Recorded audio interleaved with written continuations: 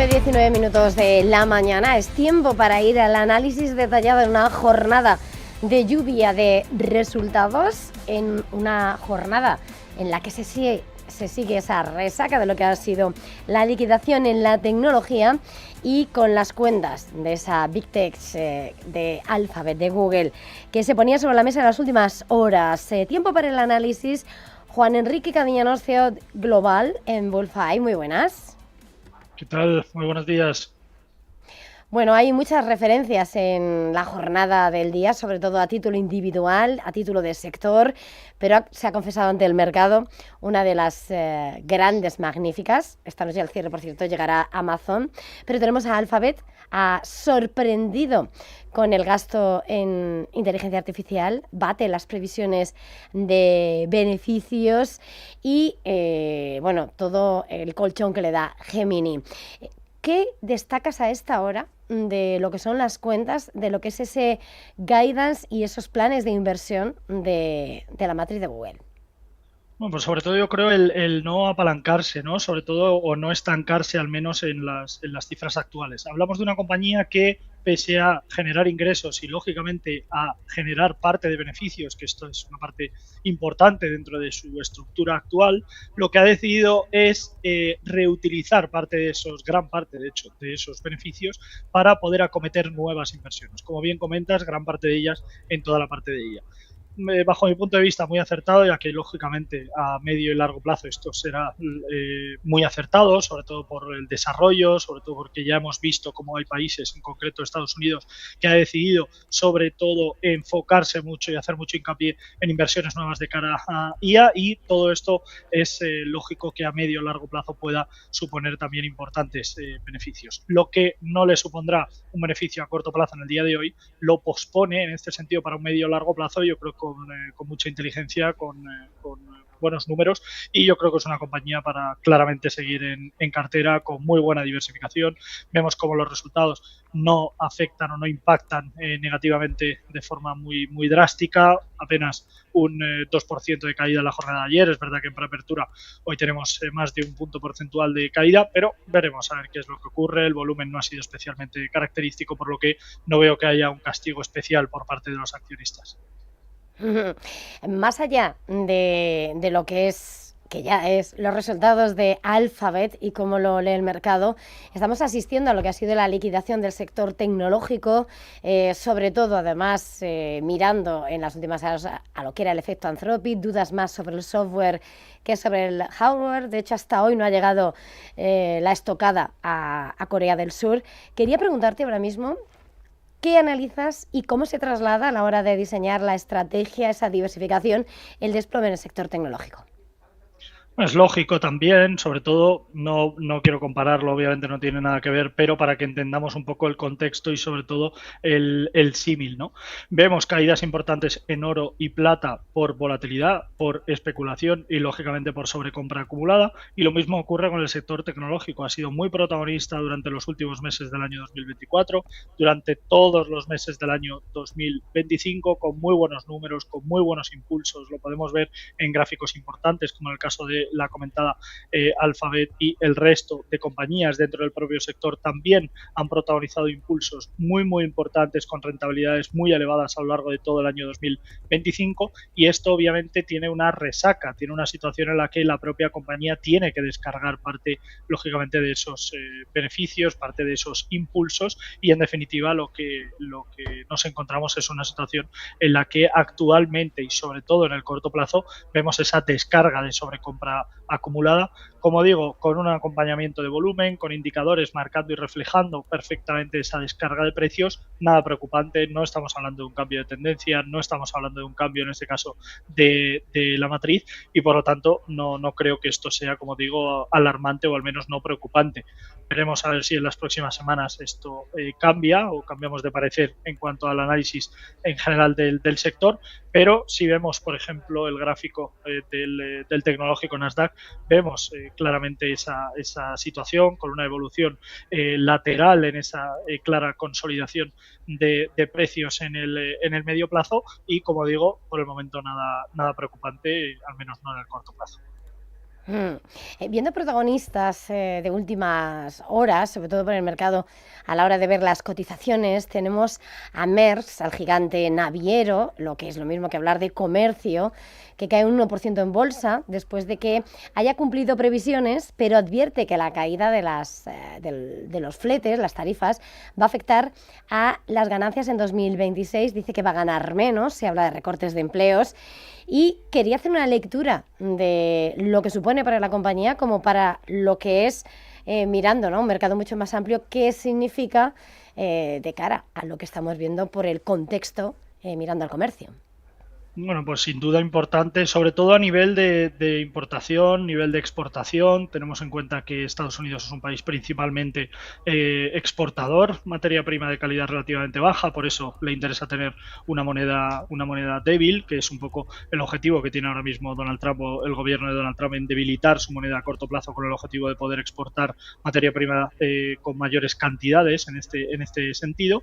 Y al final nos encontramos en una situación de comercio y una situación de consumo que sigue y va a seguir siendo importante para Estados Unidos, al menos en el corto o medio plazo. No creo que sea esta la prioridad en la que se debería centrar ahora mismo, al menos no con el foco principal, pero una situación importante, sobre todo a medio plazo, con vistas a ver esa comercialización y, lógicamente, esas líneas de negocio nuevas que pueda abrir con algunos de los países de Latinoamérica con los que va a empezar a hacer negocios, sobre todo después de la situación de Venezuela. Obviamente, esta comercialización para Estados Unidos copará un protagonismo importante y, sobre todo, será una de las principales, y es aquí donde empezará a crecer de forma importante y de forma grande, sobre todo esa comercialización, esa importación, esa exportación y toda esa línea, como digo, de negocio, sobre todo enfocado al precio o sobre todo en activos como petróleo, pero lógicamente lo veremos también para el resto de activos. En el mapa del IBEX 35 del sector bancario, muy pendiente, por cierto, de cómo evoluciona la economía. Ayer teníamos Santander, bueno, ayer cotizaba lo que se había adelantado. Y hoy tenemos a BBVA con beneficio récord, también mirando precisamente ese dividendo que sube un 30%, con la mirada puesta también en el capítulo de las provisiones. ¿Qué lecturas haces de los de Torres Vila y ya para completar la fotografía de la banca?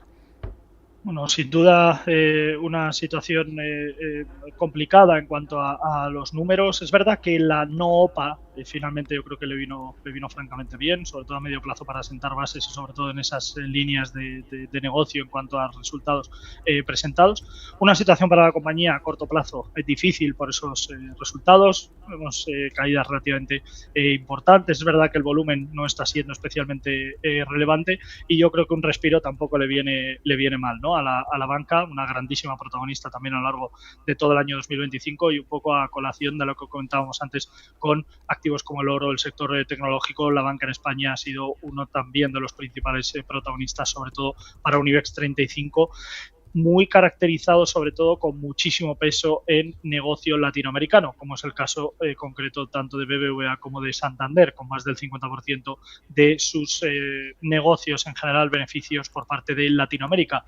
Pleno auge, una situación emergente claramente y que yo creo que esto no debería parar, al menos no en el medio plazo, por lo que esta situación en la que nos encontramos actualmente con un BBVA cotizando por debajo del entorno de los 21 euros, como digo, no creo que sea preocupante, al menos no en el medio plazo. Veremos a ver en las próximas jornadas, pero por el momento tranquilidad. Vale, más protagonistas, pero es que no sé cómo analizar el todo, pero otro de los grandes puntos de atención esta mañana está en otro de los que ha sido un sector claro el año pasado. Hablábamos tecnología, banca, pero ¿qué pasa con el sector defensa? Hoy tenemos a SAP, está subiendo un 3%, los pedidos baten previsiones y en el contexto, bueno, la condición de rearme sigue en marcha, siempre mirando, ¿no?, un lado y otro del Atlántico. Lectura. Bueno, una compañía que ya hemos comentado también en distintos análisis, una compañía fuertemente castigada, sobre todo en los últimos meses, en los últimos trimestres. Es verdad que los resultados no han acompañado a esta situación y sobre todo en tramos muy puntuales, cuando veíamos que la propia compañía perdía niveles importantes, como era en torno de los 200 euros por acción.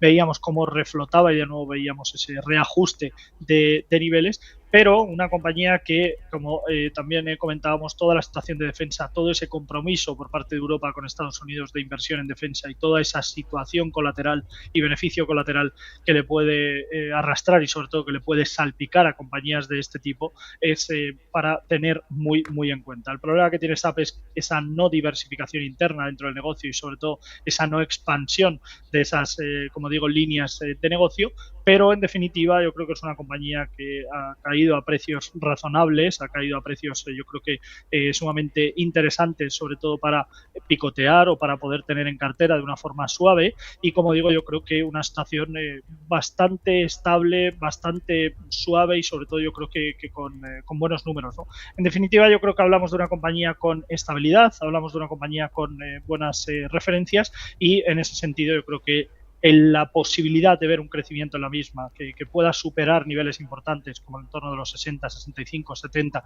yo creo que esto le dejaría en un escenario propicio, sobre todo para un medio plazo, con mayor estabilidad de la que tiene ahora.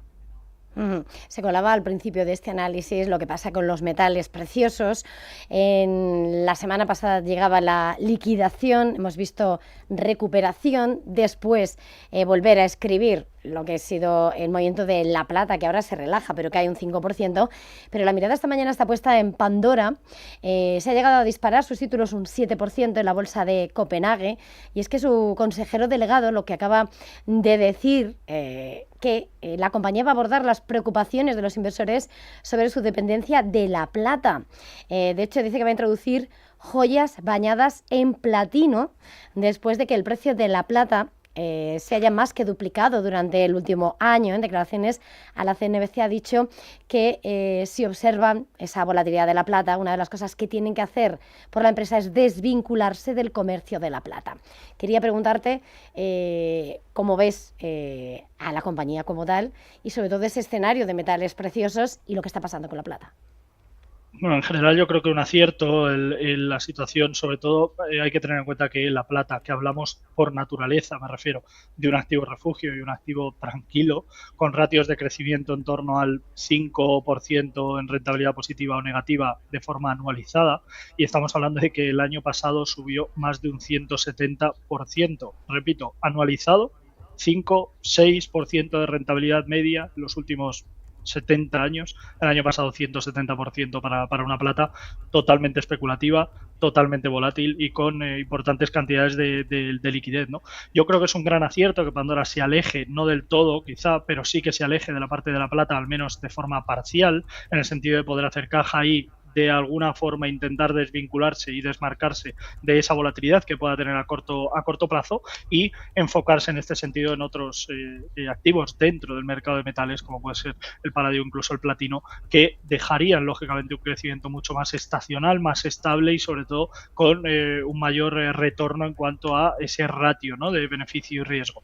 Ahora mismo la situación de la plata es buena, es verdad que sigue siendo inestable por volatilidad y sobre todo por alta liquidez, y no creo que vaya a cambiar, al menos no a medio a largo plazo, pero la situación yo creo que Pandora hace un acierto importante en cuanto a esa diversificación y sobre todo alejarse en este caso de activos tan sumamente volátiles. Pues seguiría porque hay muchos más protagonistas, pero el tiempo se nos acaba y eso que es un día que menos mal que esperamos no demasiada tensión con el BCE. Juan Enrique Cadiñanos, ha sido un verdadero placer de Bullfy. Hasta la próxima. Igualmente, gracias a vosotros.